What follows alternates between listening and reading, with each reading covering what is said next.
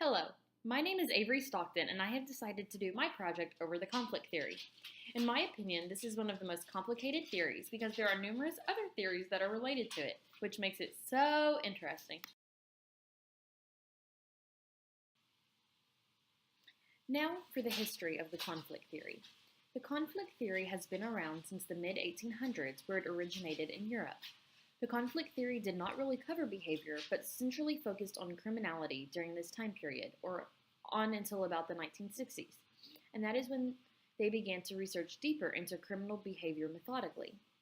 Even into the 1970s, there were changes in how this theory was viewed.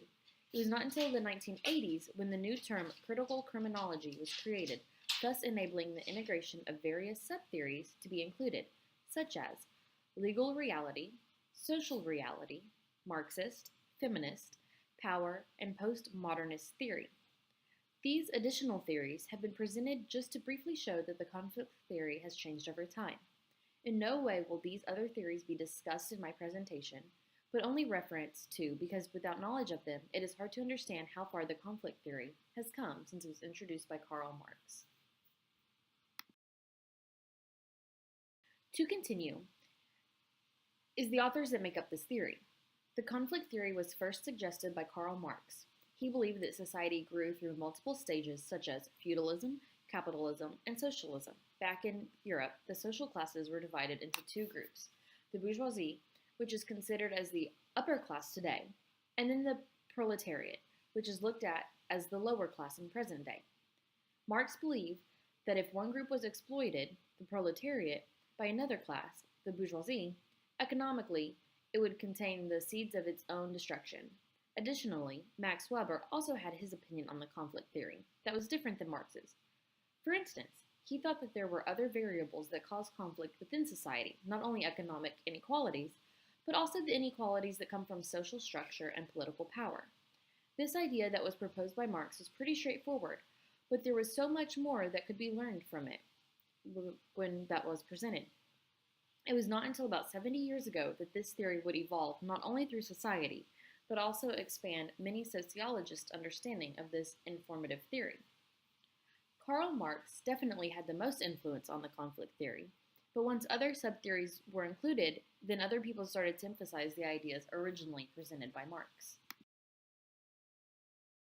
One major tenet of the conflict theory is that it is one of many constructionist theories. Constructionist theories revolve around the observations of how individuals interact within their society and the world in which they live in. The other additional theories that evolved from the beginning of the conflict theory have shaped it into what it is today. Lastly, the other major tenets are that of social and cultural conflict. This is where the conflict theory expanded, not only paying attention to the economic inequalities within society, but other various aspects as well. Social and cultural conflict will be discussed more in depth in the following slide.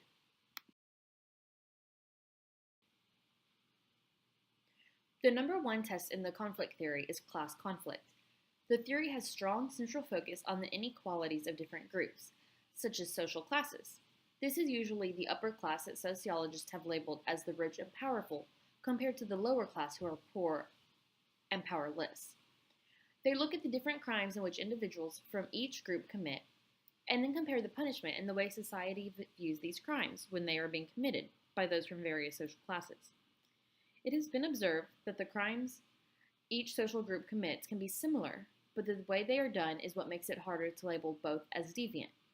Those who have more power have the resources to make their crimes look harmless and less deviant than others that are not as fortunate to have the same access as others in a different social class.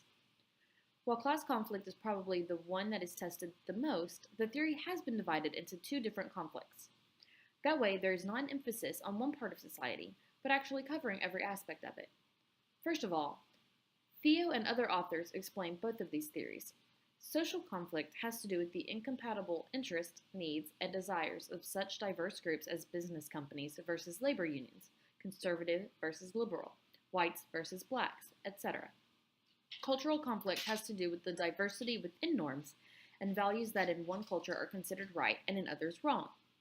Without this wide range of research and observation, the conflict theory would have stayed limited to only the study of economic inequalities and how they create conflict within society.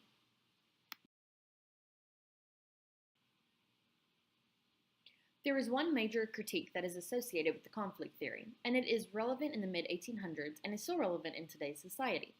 When most sociologists describe conflict theory, they only look at the conflicts that are ongoing in society. There is a strong disregard for the actual stability that is present in our world. You cannot look at an issue without addressing the positives that are still very much alive. When the bad is only addressed, then that is what all of society will associate individuals with. The good will be easily overlooked. All of this information is what I have gathered from learning about the conflict theory, and I hope to whomever is watching has gained insight and knowledge about this specific theory that they might have no prior knowledge to.